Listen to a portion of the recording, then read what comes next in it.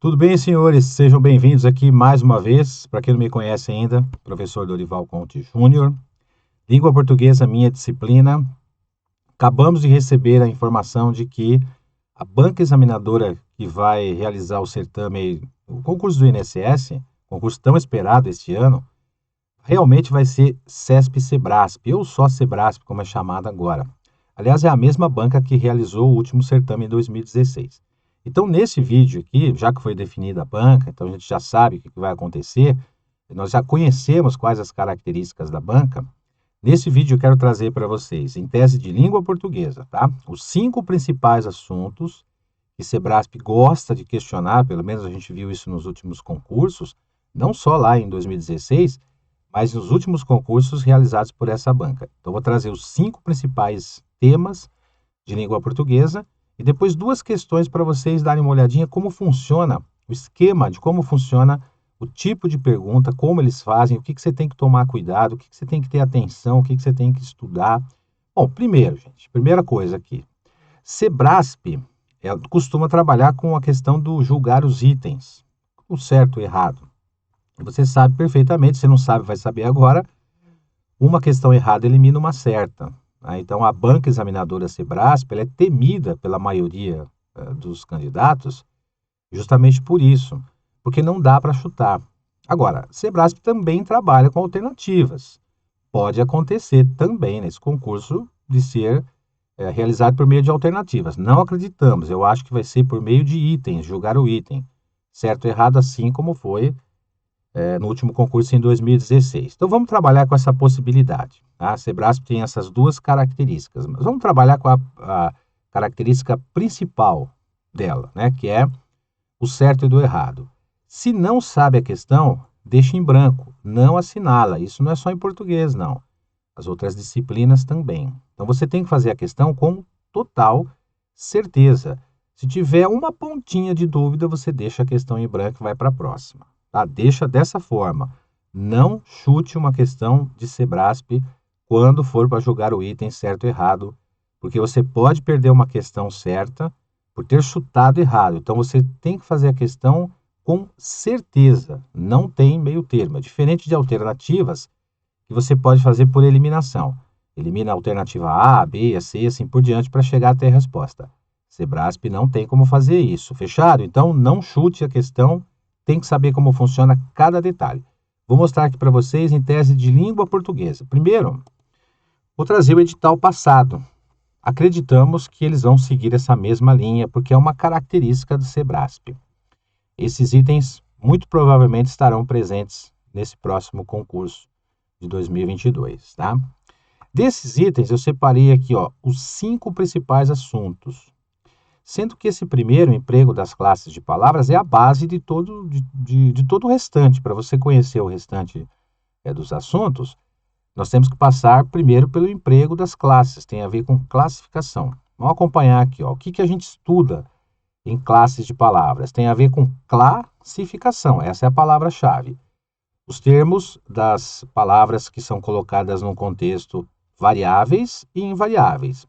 Então, a gente tem substantivo, você tem que saber identificar onde é que está o substantivo. Não tem que saber o que é um substantivo, mas tem que saber identificar num contexto. Isso é uma palavra fundamental em classe de palavras. Adjetivo também. Advérbio, que muda o sentido da frase, tem a ver com circunstância. Verbo, que também tem interpretação. Conjunção, a conjunção indica uma situação de coesão, que eles gostam de questionar bastante, é isso. Então, tem a ver aqui com coesão. Coesão significa ligar. E também tem a ver com a identificação das orações. Então, nós vamos conhecer uma oração por meio de uma conjunção, tá? Aí, nós vamos ter aqui, preposição, tá? As preposições aqui, fundamentais também, porque tem a ver com regência. Tudo bem? Tem a ver com regência. E ainda coloco mais um item aqui, né, separado para vocês, mais um item dentro da classe de palavras, que você pode colocar junto com conjunção, que são os pronomes relativos. Tá?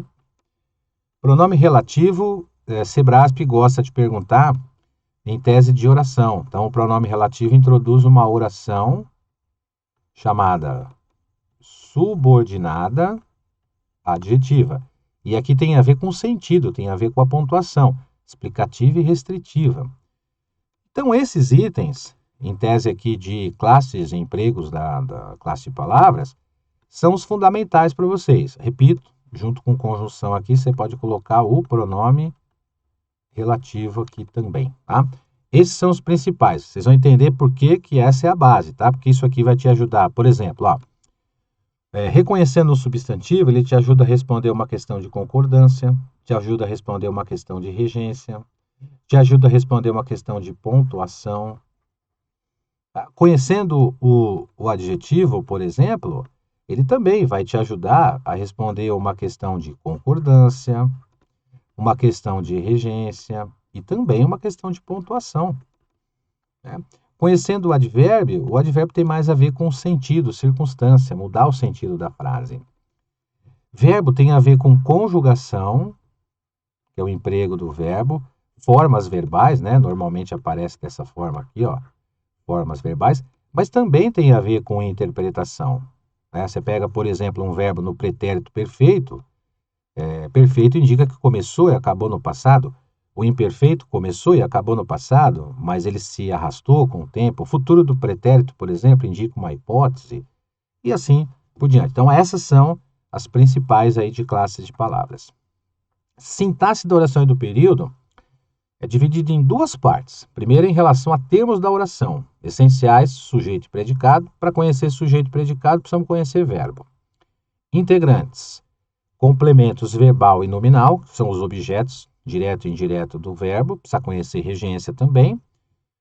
Complemento nominal precisa conhecer regência nominal, e o agente da passiva, que tem a ver com o sujeito paciente dentro de uma oração, o sujeito que recebe a ação do verbo. Os acessórios, como o próprio nome menciona, são termos que podem ser retirados da frase. Os adjuntos, adnominal, adverbial, aposto e vocativo. O vocativo não tem função sintática, ele fica um pouco fora disso, mas, por exemplo, os adjuntos, adnominal e adverbial, nós precisamos conhecer verbo também e nome, substantivo. Então, vejam por que a importância de classes de palavras. Então, fundamental também aqui focar nesse assunto aqui. Segunda parte de sintaxe da oração do período tem a ver com as orações. Como que eu reconheço uma oração coordenada? Como é que eu sei pelas classificações? São 5 classificações. Eu vou identificar uma oração coordenada por meio do reconhecimento de uma conjunção coordenativa. Sem ela, não dá para saber se a oração é coordenada. Então, lembra lá em classe de palavras, as conjunções coordenativas, eu identifico as orações coordenadas. As orações subordinadas são divididas em 3, adverbiais, substantivas e adjetivas, e para reconhecê-las e também saber a classificação delas, no caso das adverbiais são 9 classificações, nós precisamos conhecer as conjunções subordinativas adverbiais. Para conhecer as orações substantivas, que são 6 classificações, precisamos conhecer as conjunções integrantes, Q e C. E para conhecer as orações subordinadas adjetivas, eu preciso conhecer os pronomes relativos. Então, olha a palavra-chave aí das orações: conjunções e pronomes relativos. Tá? Concordância nominal verbal. Isso tem a ver com a harmonia entre o verbo e o núcleo, entre o nome e os elementos que norteiam, que rodeiam o nome, no caso do substantivo. No caso da concordância nominal, tenham atenção com a palavra núcleo. Inclusive, a última prova do INSS, Sebrasp fez um questionamento envolvendo núcleo do sujeito. Núcleo do sujeito é a principal palavra do sujeito. É aquela expressão que está funcionando como um substantivo não preposicionado. Esse é o núcleo do sujeito com o qual um verbo pessoal vai concordar. Temos também os verbos impessoais, que quem já está estudando já viu com certeza.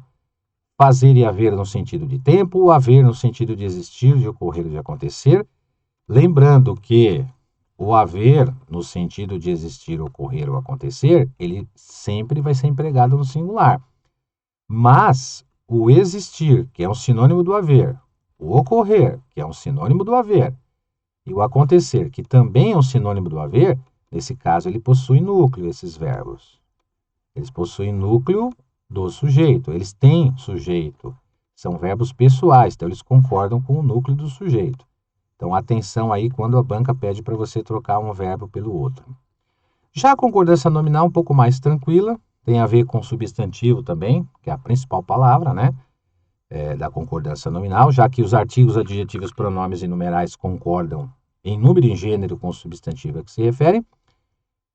Essa é a regra geral. Mas a parte de concordância verbal é a que dá um pouquinho mais de trabalho. Sebrasp gosta de focar essa concordância.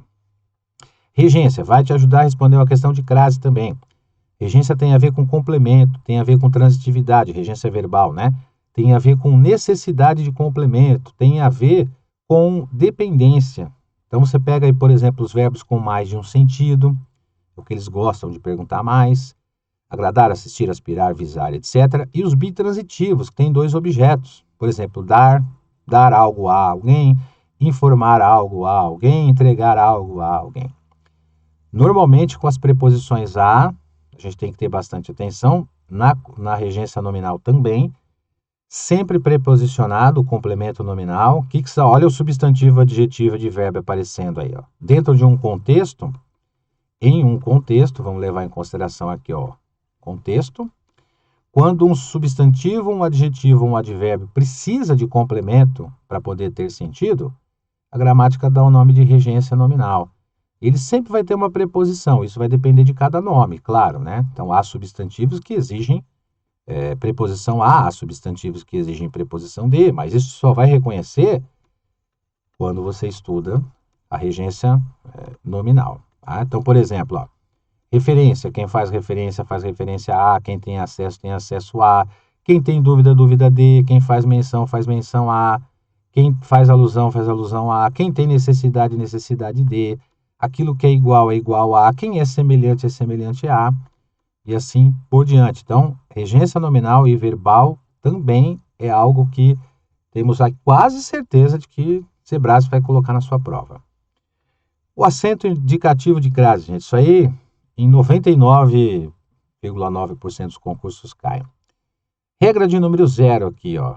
Regra de número 0 de crase. Termo regente exige preposição a. Então, ó, por que eu estudo preposição? Por causa da crase. Por que eu estudo o termo regente? Não só por uma questão de regência, mas também por uma questão de crase. Termo regente, verbo ou nome que exige complemento. Termo regido, completa o sentido do termo regente. Se for artigo a ou as, né, palavra que admite artigo a ou as, ou se o termo regido for os pronomes, forem os pronomes aquele, aqueles, aquela, aquelas ou aquilo. Por exemplo, ó, o pai agradou a filha, o verbo agradar foi empregado no sentido de satisfazer. Então, ele tem preposição a e soma com o artigo a de filha. Assistimos à peça de teatro, o verbo assistir foi empregado no sentido de ver ou presenciar. E, nesse caso, esse verbo exige preposição a, que foi somada ao artigo a da palavra peça, que é uma palavra feminina, que admite artigo a anteposto. Ele teve acesso à entrada. Quem tem acesso a. A preposição a saiu do acesso, que é o substantivo, que é o nome, somou o artigo a de entrada. Fizemos alusão. Quem faz alusão a. Preposição a saiu do nome, alusão, que é um substantivo, somou o artigo a da palavra nota. Refiro-me àquele lugar. Quem se refere a. Esse verbo é transitivo indireto, exige complemento iniciado por preposição a. Essa preposição a somou com o artigo feminino do aquele. Olha só, atenção aqui, gente. O pronome é masculino. Esse pronome é masculino, mas ele é iniciado por um artigo a feminino. Então, a preposição desse verbo somou a esse artigo. Por isso que a crase é obrigatória. Muita gente erra quando cai questão com aquele, viu? Principalmente com relação à crase. Porque como é uma palavra masculina, muita gente imagina que não pode ter crase. Mas pode sim, tá? Vamos lá, vamos trazer uma questão para você identificar qual a característica dessa banca. Ó. Em relação à estrutura linguística, quando ele faz uma menção aqui no enunciado como estrutura linguística, é porque ele vai perguntar sobre regras. Se ele vai perguntar sobre regras, ele vai perguntar sobre a norma padrão. A norma padrão é reconhecimento das regras. Então, eu já sei que é uma regra de língua portuguesa que vem aqui na questão. No período muitos desistiram da viagem. O termo da viagem exerce a função de objeto indireto do verbo desistir. Olha, o estilo de pergunta deles, eles estão perguntando uma regra. Aqui não dá para chutar. Ou eu sei ou eu não sei. Para saber se realmente é um objeto indireto é um complemento. E esse complemento tem que ser do verbo. Porque só o verbo tem o objeto, direto ou indireto. E para ser um objeto indireto, esse verbo ele precisa ser um verbo transitivo indireto, ou seja, ele precisa exigir complemento com preposição. E essa preposição, no caso, tem que ser o de, que vai somar ao artigo a da palavra viagem e vai virar da. Então, se a gente sabe isso, nós vamos ter certeza de que realmente o termo da viagem está completando aqui o sentido do verbo desistir, porque quem desiste, desiste de. Então, aqui realmente é objeto. Então, você vai lá no seu gabarito e vai marcar certo. Questão correta, tá? Vamos para a próxima aqui, ó. Em relação à estrutura linguística, de novo, está perguntando de regras, né, da gramática. No período, se vocês chegarem mais cedo, deixem o portão aberto. É classificado como composto por subordinação. Vejam, se eu não estudei a regra do que é período composto, principalmente por subordinação, como que eu vou responder essa questão? Se eu tiver dúvida, eu vou deixar essa questão em branco e vou passar para a próxima, tá? Mas nesse caso aqui, primeiro, período. Tem um início, tem um fim. Composto. Composto significa dizer que tem mais de uma oração. Oração significa dizer que tem verbo. Então, peraí. Vamos encontrar. Tem verbo aqui? Tem. Então, já tem oração. Tem mais verbo por aqui? Tem. Então, já tem oração. Ok. Então, o período é realmente composto. A primeira parte foi feita. Agora, eu tenho que saber o que é por subordinação. Que é período composto, tá ok. Agora, o que é esse subordinação? Subordinação significa dizer que tem uma oração subordinada. Subordinada é uma oração que depende de uma outra oração que a gramática chama de oração principal. Como eu reconheço uma oração subordinada? Pela conjunção ou pelo pronome relativo. Como a gente tem uma palavra ser aqui, ó, que é uma conjunção condicional, se é uma conjunção condicional, ela vai introduzir uma oração subordinada, adverbial, condicional. Então, realmente é um período composto formado por uma oração subordinada, ou por subordinação. Então, é o chamado período composto por subordinação. Para conhecer isso, precisamos conhecer a palavra-chave, que é a conjunção. Então, resposta da questão aqui, correta. Ok? Bom, é isso, gente. Precisava conversar com vocês aqui rapidinho sobre esse assunto. Esse assunto que diz respeito à banca examinadora. É claro que o objetivo aqui não é uma aula de língua portuguesa, mas é só para você ficar esperto em relação às matérias mais questionadas por essa banca. Então, ó, recapitulando para a gente encerrar o vídeo aqui. CESP, SEBRASP, julgar o item certo ou errado, jamais respondam à questão se você não tiver certeza de que você está correto na sua resposta, sendo ela certa ou errada. Nunca chutem uma questão de SEBRASP, jamais. Eu já vi candidato ser prejudicado por causa disso. Cuidado com esses macetes de como chutar, não vão atrás disso, gente. Pelo amor de Deus, senão você vai perder seu tempo num concurso tão esperado como o INSS. Vão atrás desses chutes, dessas coisas mirabolantes. Esqueçam isso, gente. Não tem mágica. Tem que estudar. Aproveite que a banca já foi escolhida, já sabemos como é a característica da banca. Comecem a estudar língua portuguesa, esses itens que eu mostrei para vocês. E aí, quando o edital for publicado, aí realmente você já está milhões de passos à frente daquele que vai começar a estudar agora. Fechado? Bons estudos para vocês aí, então aí, para que tirar alguma dúvida, se você tiver alguma dúvida em relação a essa banca examinadora, pode pegar provas anteriores, não necessariamente do INSS, mas qualquer outro cargo. Vocês vão ver que o estilo da banca é sempre o mesmo. Questão de regra, eles gostam de fazer perguntas de regra, principalmente na matéria de língua portuguesa. Bom, te vejo na nossa plataforma, nos nossos estudos, nas nossas aulas. Bons estudos a todos vocês, espero tê-los ajudado aqui com esse vídeo breve. Abraços, até mais.